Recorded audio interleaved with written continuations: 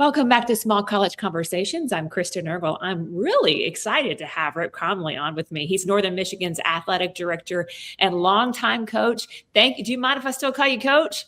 Everybody does. That's what I was thinking. Okay, well, thank you so much for being on today. I really appreciate your time. You bet.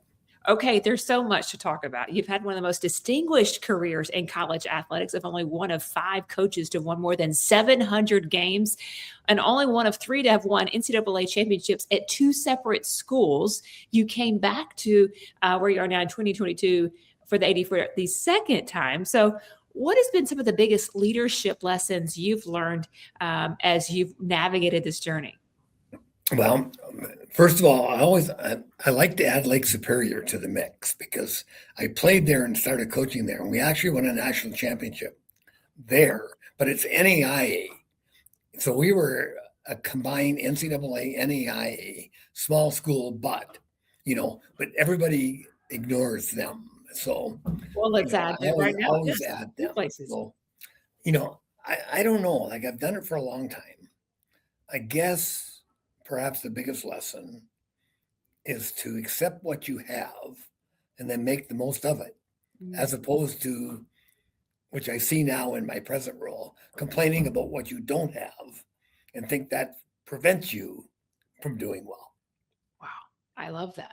Okay, so when you think about transitioning from the coaching side to the AD side, how much does it inform your role right now, having walked through their shoes for years? I think a ton. I think it brings credibility.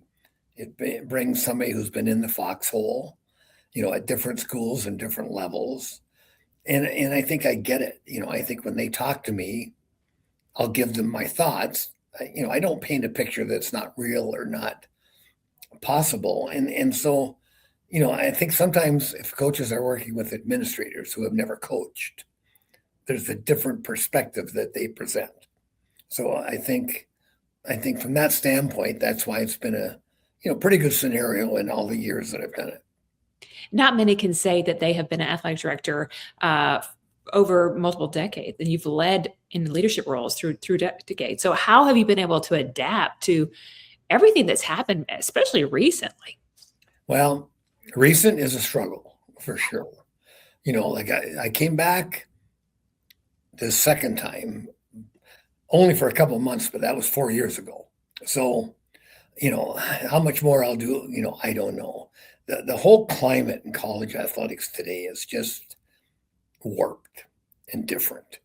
And it's designed to benefit the bigger schools who can play the game. It really, I think, hurts and impedes 80% or 85% of colleges, whether they're Division 1, 2, or 3, because everybody wants more. The end result's the same, but everybody wants more. How much, when you have conversations with your coaches who compete in D2, D1, and either competing for championships, how have those lessons you've learned needed to shift a little bit to adjust to some of this current landscape? What are those conversations like right now with your coaches that are in the throes of all this?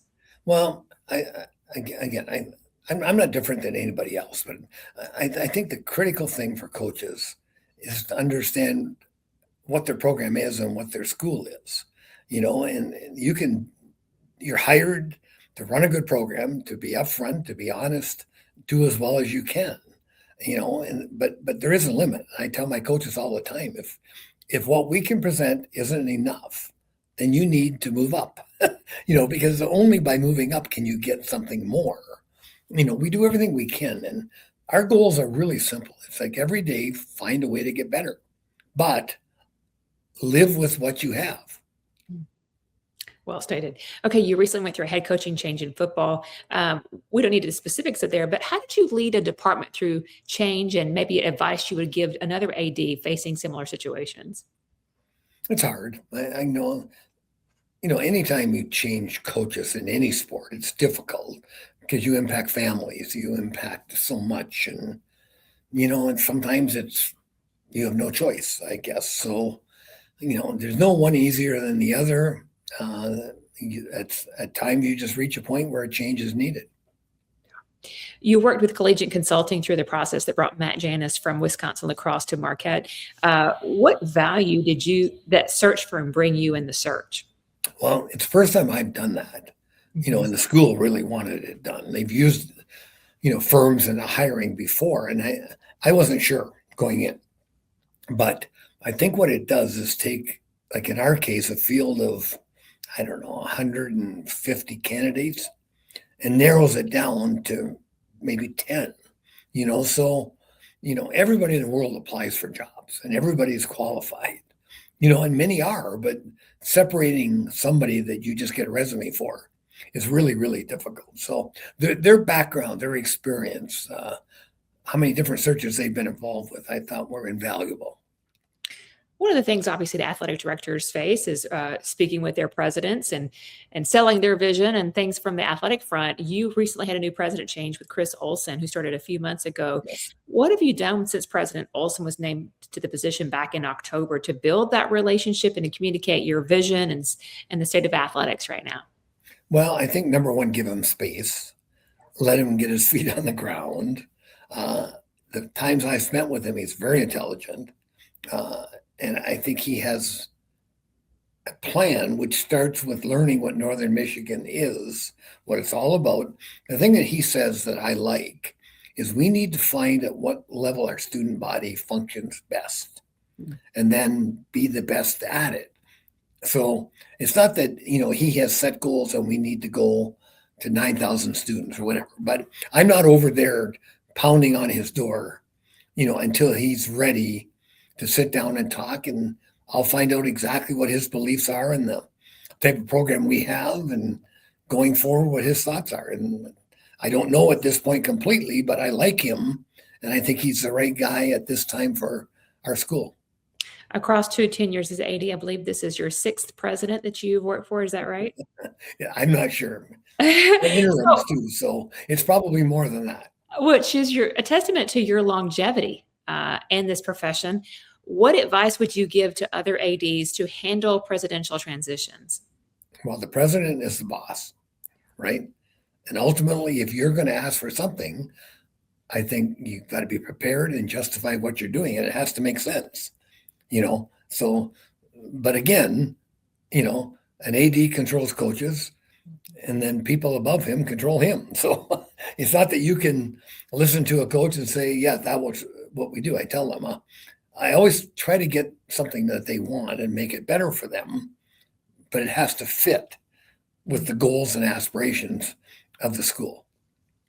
When you're talking about the financial piece of this with your president, how do you communicate those types of needs? Also realizing sometimes we're just one small piece of the whole university of things going on. What best advice can you give for that types of communication? Well, really, that's the basis all times, right? We are one area on the campus, and a Division II school especially, it's not that you have a ton of revenue or you're going to make money having it. So the question is, what does athletics bring to your institution? And is the cost of that something the institution stands behind? And so I think that's always being evaluated. When you're talking about your primary D2 league, the GLIAC, amongst the ADs in your conference, are there some key changes or initiatives that you're working to push right now to move the conference forward? I think the biggest challenge in a conference is the number of sport offerings it has and how many schools offer those sports. In an ideal world, you join a conference because you have the same sports with everybody else. The most difficult thing in college athletics today is scheduling. So some of our sports are well represented through the conference, some are not. And in football, as you play each other once, but you'd love to have 8 or 9 schools that have the sport, So I think that's the biggest challenge for commissioners and everybody else. It's just membership. Let's talk about some wrestling questions. First, you're wrapping up the 5th season sponsoring women's wrestling. D3 will split into its own championship soon, with more D2 programs adding the sport. Currently, where do you feel your program is being best positioned for success? Well, I think we hired an excellent coach. Like Adam Wilson is top notch. he inherited a new program, and every new program has some ups and downs, getting their feet on the ground. And, we formed an affiliation with the GLVC to create a scheduling opportunity for everybody. And now, we need to increase our roster size to really be competitive in all weight classes. But I really like everything he's doing. I like the kids he's bringing in. I like the opportunities they're getting. And I think it's going to be a really, really solid program. And lastly, UNM is a national training site for a Greco-Roman wrestling team. What impact have you seen with the Olympic training having on your athletics department? I think it's a really difficult time for them. When Northern Michigan became an Olympic training site, we had multiple sports. National governing bodies have reduced their funding almost to the point that we self-fund this program. What its future is, I'm not sure, but we have 40 athletes here. They compete internationally. They do really, really well. Some of the hiccups they have, they miss a lot of classes because of their travel. So I just don't know. As budgets get tighter and as governing bodies reduce funding, I have a concern for their future. And final question for you. What are you most excited about in the next, year, and some big initiatives going on there at Northern Michigan? Well, the challenge for us in two of our sports, hockey and football, that, you want them to be more successful because, they generate interest, external interest, right? Alumni base. Right now, basketball is outstanding, both men and women. And many of our programs are really, really good. But I think if you're going to have football, if you're going to have a sport like hockey, we're a multi-division school. Those programs need to be successful. So that's our challenge. Very good. Thank you so much for your insight and time. We appreciate it. You bet.